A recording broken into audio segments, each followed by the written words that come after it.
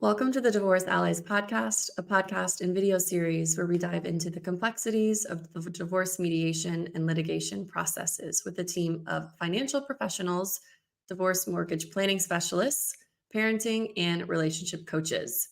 We cover all the areas of the divorce process from financial to emotional well-being. Today, I am with Cristin Terri, our divorce coach and parenting specialist.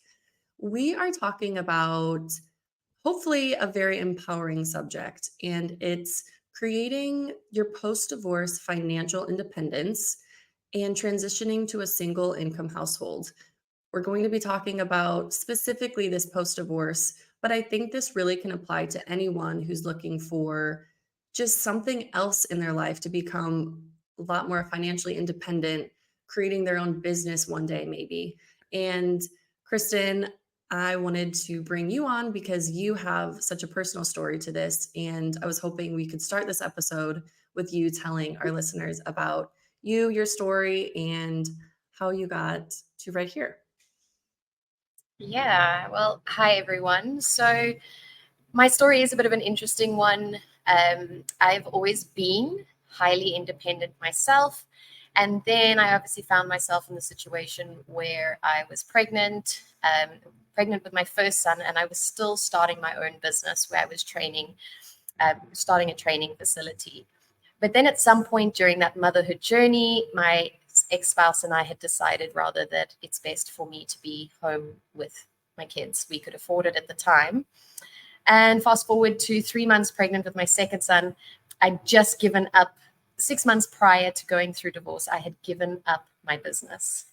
And within 6 months, the business was gone, then filed for divorce. And I all of a sudden, for the first time in my life, found myself in this position where now I was dependent on someone I was getting divorced to. I was pregnant. It was during the pandemic. And I didn't know there was no one was going to hire me, first of all, as a pregnant woman during a pandemic. And I felt absolutely trapped and stuck and hopeless as to, I didn't know how to even start gaining this, but not just, I'd started my own businesses before, but now as a single parent. It was incredibly challenging, and the emotions that go through you if you're relying on someone else for your finances, it's a horrible place to be. And I'm sure many of our listeners are actually going to be in this phase or trying to get out of that phase. And it can, as you say, it can happen through not just only through divorce, but through, maybe you weren't married and you're a single parent, or maybe you're retired, or the kids are out the house and now you're trying to find something to do. And it's so important to actually find that financial independence. And nowadays there's so many different ways to do it, which is where you come in, Anna. You've got so many different you're specializing. So for those of you that don't know, Anna is marketing specialist. She has opened up so many businesses, podcasts, content, social media. I'm sure you can go a little bit more into what you do, Anna, but you're a jack of all trades, and you help with all of it. And so many of those elements can help women actually start their own businesses. And that's hopefully where our conversation is going to lead to today. But I wanted to ask you, what are some side hustle options for women to actually go in, start their own business or gain a little extra income? What are some options now in 2024 for women of any age? What would they be looking at? What kind of careers could they consider as a side hustle? Yeah, so I'll just give a little bit of my background. So, never been married, never been divorced. So, I have a different situation than I think many of the listeners, but I was teaching internationally and wanted to live a very non-traditional lifestyle. I live abroad, I live in Europe, and I didn't want to work for corporate. I didn't want the typical 9 to 5 where I was being told what to do on an everyday basis. And I had the wonderful opportunity to work with one of our other allies and start marketing freelance. My degree is in marketing, so I did have the educational background for that.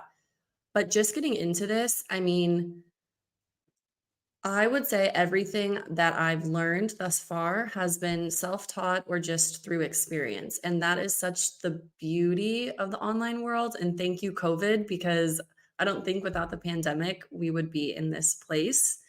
Um, so just going back to side hustles. So what I do is social media, podcasts, branding, consulting, really anything marketing, and all of that can be learned online and can be facilitated online. So I have one client that I work with face to face, but everything else is online. So if you have any interest into getting into copywriting, marketing, digital media, I would say find any course online because you can just watch YouTube videos. That's completely free. Um, you can buy very cheap courses that just teach you how to do a certain niche, like researching what SEO is or expanding your Instagram content. Little things like that. There are so many opportunities. You just need to put yourself out there. But besides the marketing world, which is can just go on and on and on, I think it's really important just to focus on anything that you have an interest or a hobby in, and then understand if you have a digital platform such as an Instagram or a landing page, you can sell those services. So also that's what I help my clients with a lot is being confident in your online presence. And it sounds intimidating, I think, at first, but you can really do anything these days and still make some extra cash on the side. I wouldn't say everything could be a full-time 9 to 5, but with enough assistance and advice, I think one day it could take,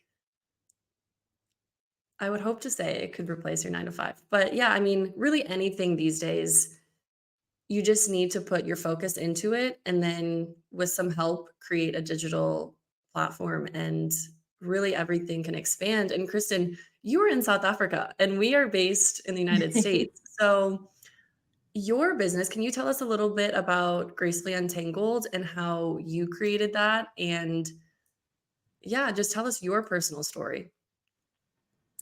Yeah, so after while I was going through divorce, through the pregnancy, I dove headfirst into meditation. I was hyper aware of, managing my own emotion, learning to manage my own emotions and my mindset through the pregnancy and going through divorce. So I really wanted to make sure that my baby was not going to be negatively affected.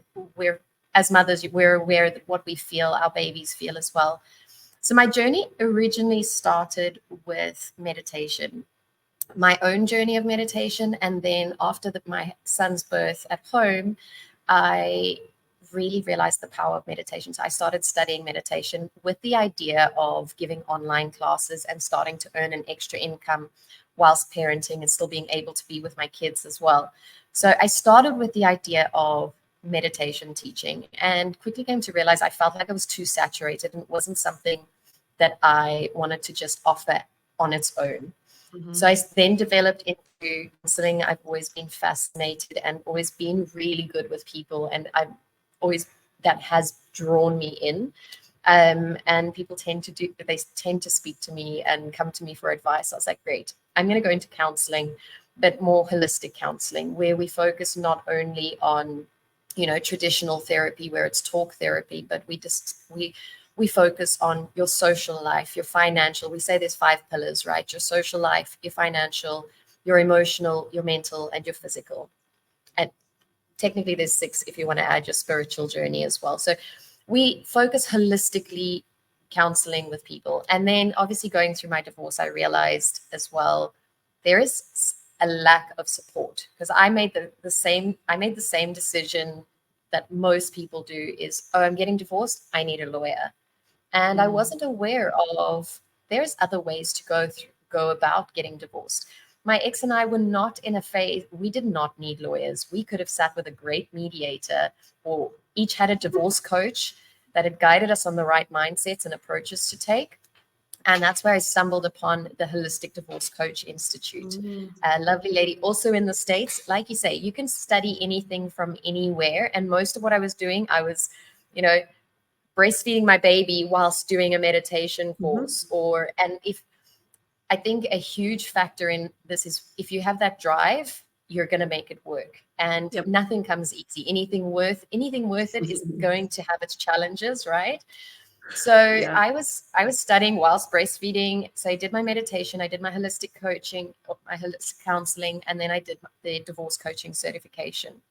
And ultimately, no, not one of those three you would generally put together, but this became my experience and my healing. Yeah. And I found that there is actually a beautiful synchronicity between that mindset, that counseling, and that divorce coaching. So that's where Gracefully Untangled started.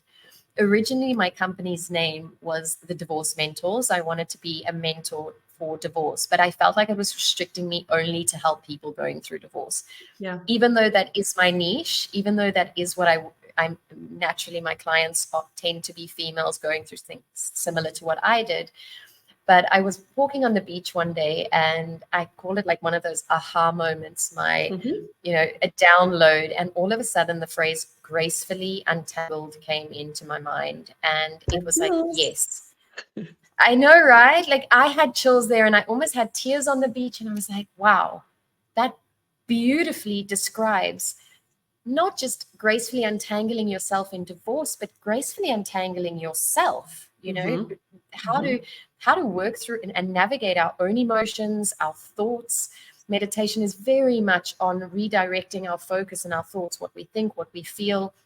It's all one system. So if we're thinking negative thoughts, we're going to feel negatively. So I realized that pathway, and that's what I work a lot with my clients on currently is if you can just have a different perspective of going into divorce, one that is maybe more graceful, one that is more Yep. empowering. And that is my main focus, is empowering people that there is a nicer way to go through divorce. There is a way with less trauma, with less conflict for your kids.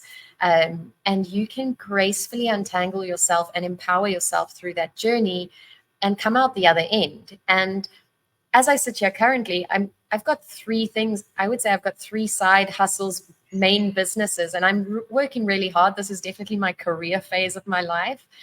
But during the day, I used to be in yachting, so super yachting.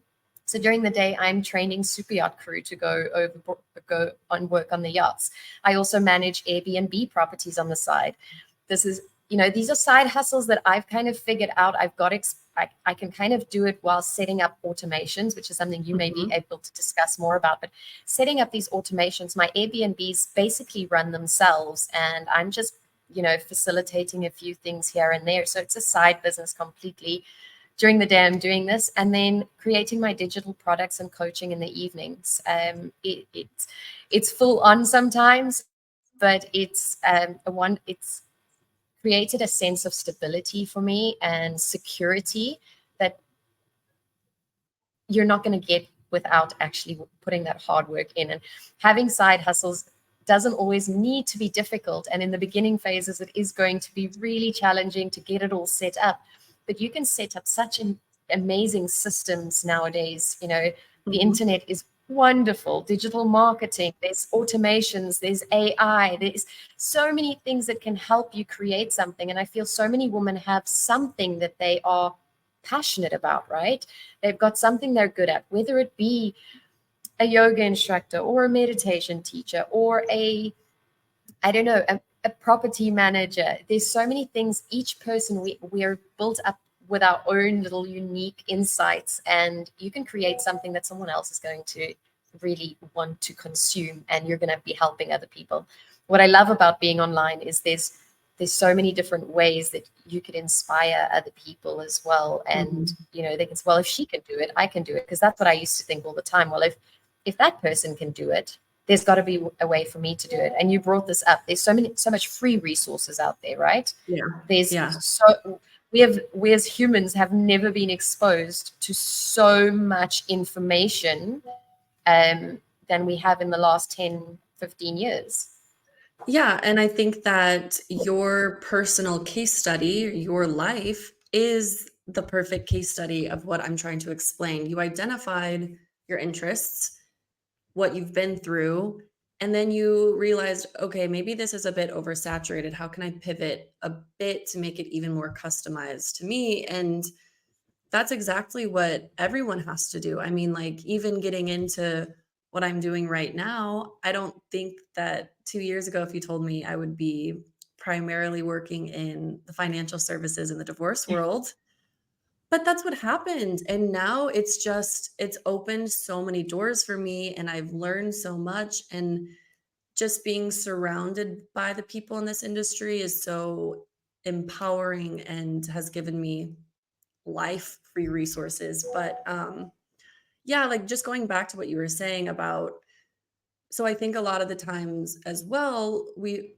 are speaking with women who are not only getting a divorce, but they also don't have kids in their house anymore. And so they're losing the purpose of a wife, but then also a mother to an extent. And how can they find these side hustles when maybe they're not 20 or 30 anymore? And that's fine. But one case that I want to bring up is I was speaking with a lady who was a first grade teacher for, I think, 41 years, and she recently divorced all of her children out of the house, and she's not sure what to do.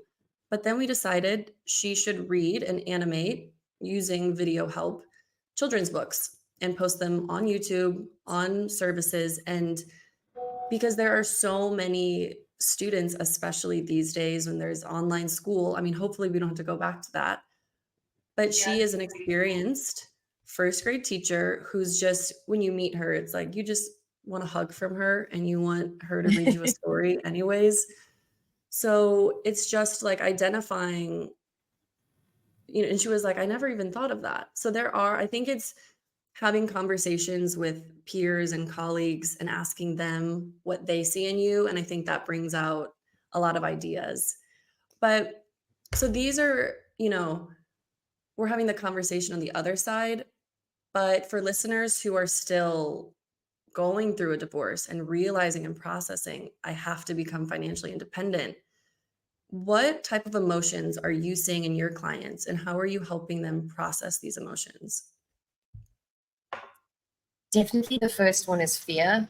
Most of the time we all have the fear of the unknown, right? And if you don't know what's ahead, you're riddled with fear. But 90% of our fears and the worries that go on in our minds never actually happen, because our fears are also based on something maybe in the past that someone has told us, oh no, don't go into being a virtual assistant, you're never going to make any money. Or something in the future of what if I try and put myself out there and the people I know talk behind my back. Or we have the most bizarre fears, and it usually is these fears. It's fears of, well, what is everyone that I know going to think if I put myself out there? What if I make a mistake?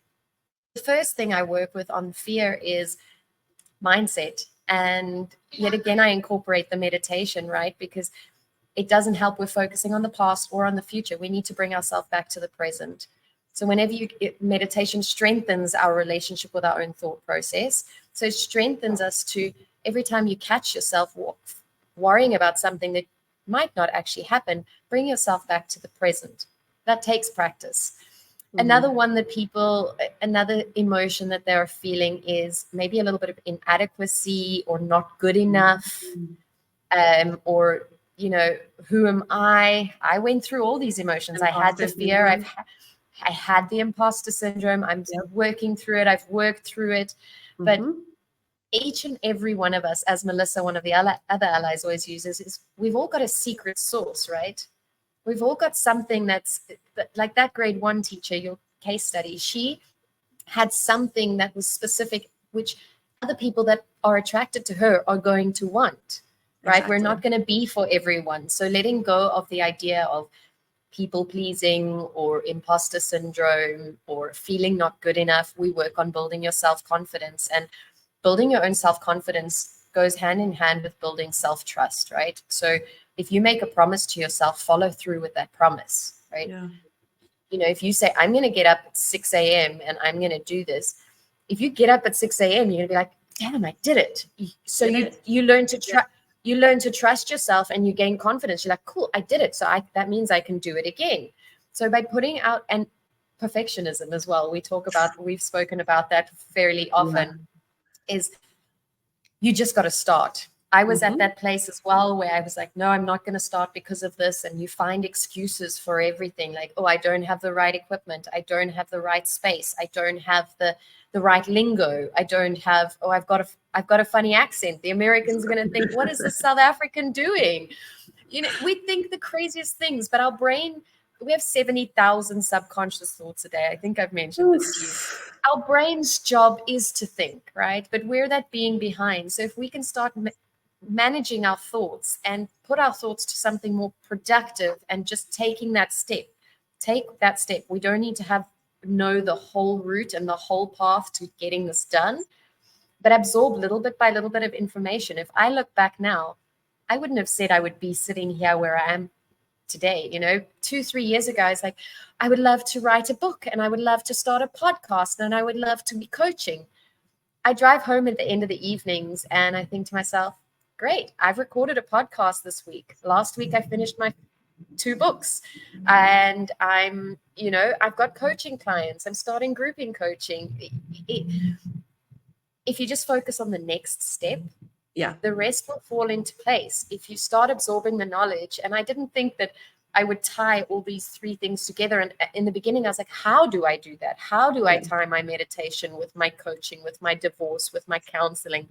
How do I tie it all in together? And now I can truly say I am so proud of what I'm putting out there and that it's going to benefit people.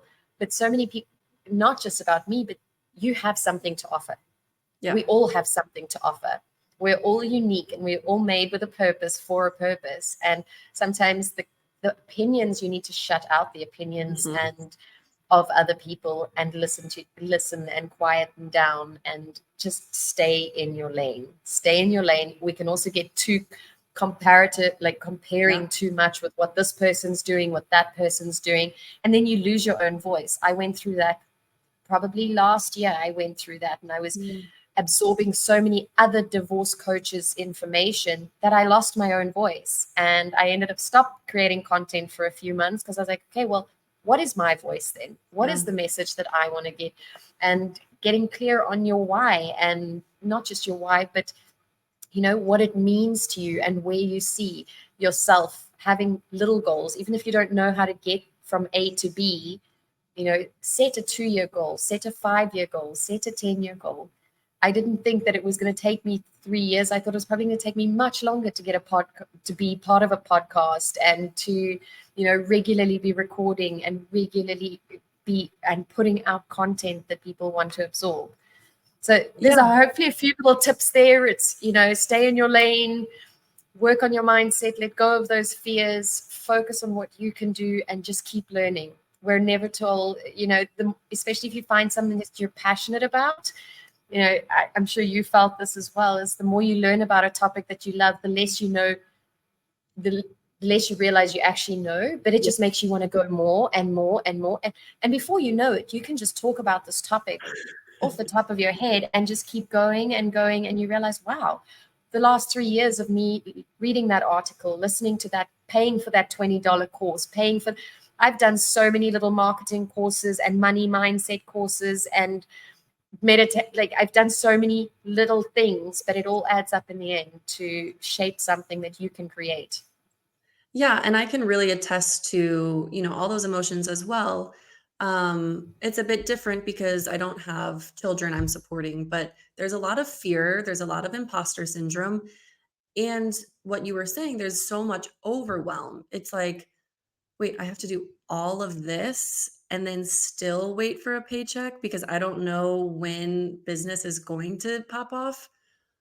But if you do just something every day, that's just moving it forward, forward, forward. And then you're going to look a week back and you're like, wow, okay, I actually did a lot of things this week. And then a month back, oh my God, like I think I have a concept of my business. And then 6 months back, oh my God, and I think what's so special with this conversation you and I are having right now is we are in the thick of it with the divorce allies and creating things that we can use as passive income. So Kristen and I totally understand all of this right now. And it is a lot. I mean, like I will be working the whole weekend, but is that going to be all of my weekends in the future? Absolutely not. That's just right now. And so I think just normalizing these feelings, and it is worth it. You just have to have that drive and completely trust yourself. Because listen, it's not something that just happens overnight. It's working Yeah. with your mindset and creating routines and always working on those fears, the overwhelms, the imposter syndrome. I think that as females, we feel that a lot more than males do, but I'm sure a lot of males feel it as well. But okay, Cristin, I wanted to keep this a bit short and sweet so we get to the point and also give a lot of advice, I think, like real vulnerable advice, Yeah. because we're going through it. You've been through it. You're going through it again. Is there anything else you would like to say? Any tips, tricks on maybe specifically like parenting when they're transitioning to a single income household? Yeah, I can tell you truly and honestly, financial stress as a single parent is the worst stress because it affects everything. You've got your kids asking for extra murals that they want to do, and you may not afford it. But it also helps in a way teaching your children about Mm, money. I've gone through that with my kids where they've wanted things and I've had to say, unfortunately, mom can't afford that right now, but I'm working really hard. And initially there was the response was, can't you just ask the money man? And well, I I was like, well, would. I wish I could just ask the money man, right? But something I kind of have been repetitively saying to myself is 6 months to a year of hard work. And like you say, just do one thing every day towards your goal. It doesn't mean that for the rest of your life, you're going to be working in the mornings and the afternoons and the evenings after you've put the kids to bed. It's tough, but it's going to pay off eventually. And eventually it's going, you're going to get those systems in place where it runs.